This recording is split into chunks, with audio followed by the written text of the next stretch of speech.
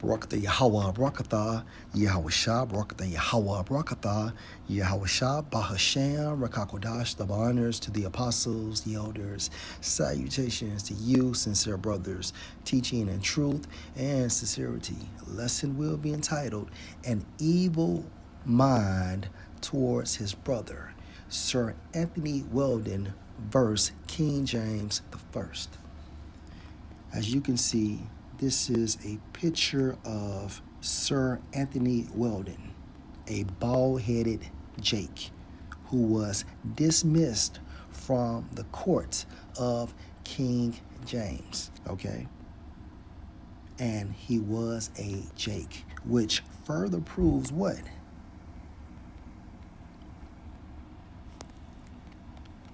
That King James was a Jake. And my source, Afrocentric Queen. All right, pictures of King James. And again, he was a Jake.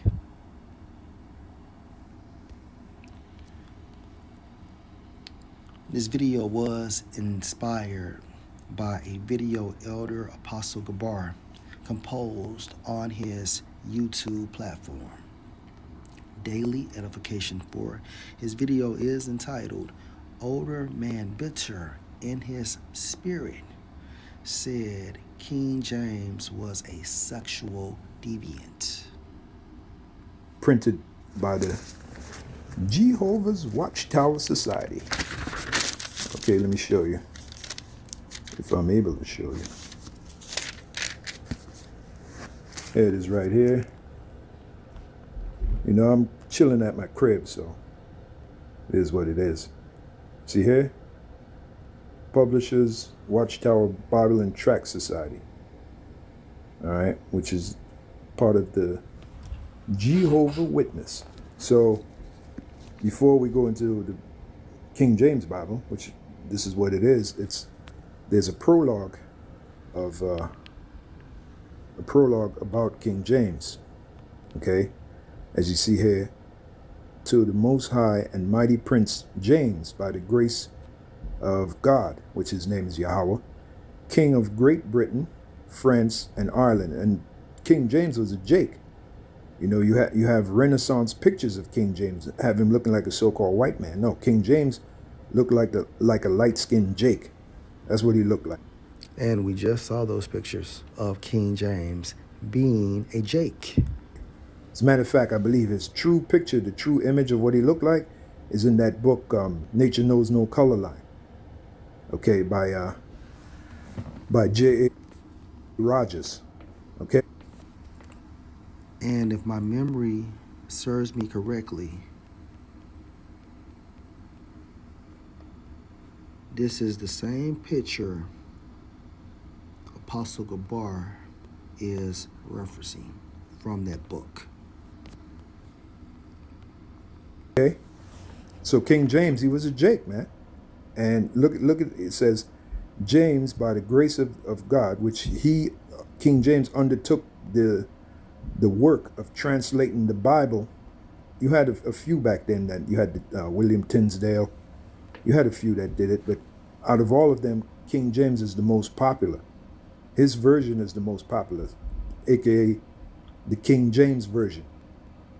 Okay, and he took on that task of translating the Bible from the Hebrew, Greek, and even Latin into the King's English, which produced what we call the King James Bible today.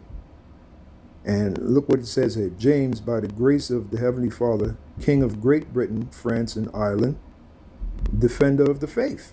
So if he's a defender of the faith, what's the faith? This knowledge is truth, right? The commandments of statutes of the Heavenly Father, right? If he's a defender of the faith, how the hell he's going to be a pedophile? Or how the hell is he going to be a homosexual? They have slandered King James. King James has been slandered. Okay. And that's a beautiful point. All right. And who slandered King James? Where did this slander come from? Courtesy of Sir Anthony Weldon, okay, who was a Jake, okay, he initiated this slander that King James was a homosexual, a pedophile, a sexual deviant. Why? Because he was dismissed from King James Court. Okay. According to Wikipedia, relations with King James. The story of Weldon's dismissal from King James Court for his negative assessment of the Scots in a description of Scotland is usually taken as the justification for the criticism of James in the court and character of King James I, which contains the famous comment that James was the wisest fool in Christendom. However, it is unclear whether Weldon was the author of either of these works. A description of Scotland was first published 6 years before Weldon's dismissal from the court and was not credited to him until the second half of the 17th century. Likewise, the court and character of King James I was not credited to Weldon until after his death in 1648.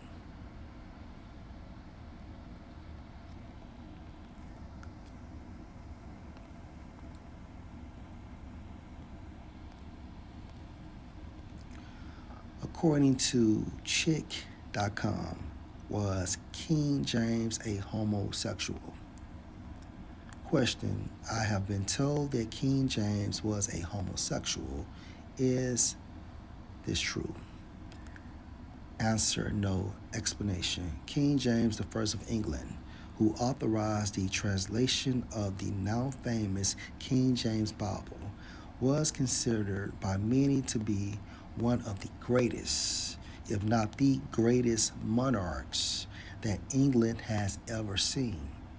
Through his wisdom and determination, he united the warring tribes of Scotland, who were Jakes, into a unified nation, and then joined England and Scotland to form the foundation for what is now known as the British Empire, courtesy of King James, via the Spirit. At a time when only the churches of England possessed the Bible in English, King James' desire was that the common people should have the Bible in their native tongue. The common people, Israelites, right? Now remember, this took place during what time frame? The Dark Ages, when Jake ruled. Thus, in 1603, King James called 54 of his history's most learned men together to accomplish this great work, at a time when the leaders of the world wished to keep their subjects in spiritual ignorance. King James offered his subjects the greatest gift that he could give them: their own copy of the Word of the Most High in English.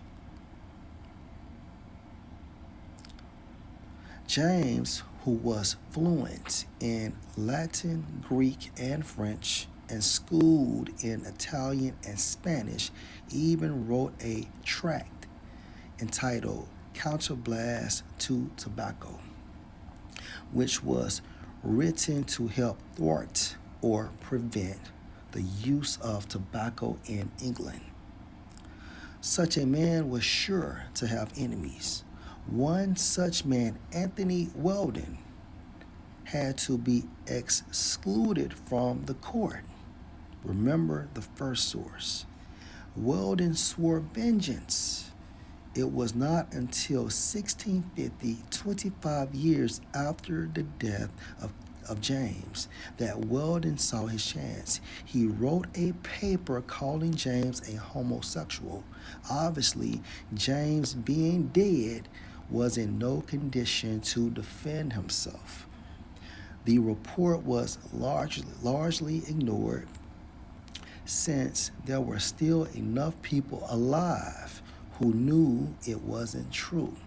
In fact, it lay dormant for years until recently when it was picked up by Christians who hoped that vilifying King James would tarnish the Bible that bears his name so that Christians would turn away from the Most High's book to a more modern translation. So, we see that these Christians use a manuscript from Anthony Weldon to destroy the character of King James to prevent people from reading the scriptures. Okay? It seems, though, that Weldon's false account is being once again largely ignored by the majority of Christianity, with the exception of those with an ulterior motive, such as its author had.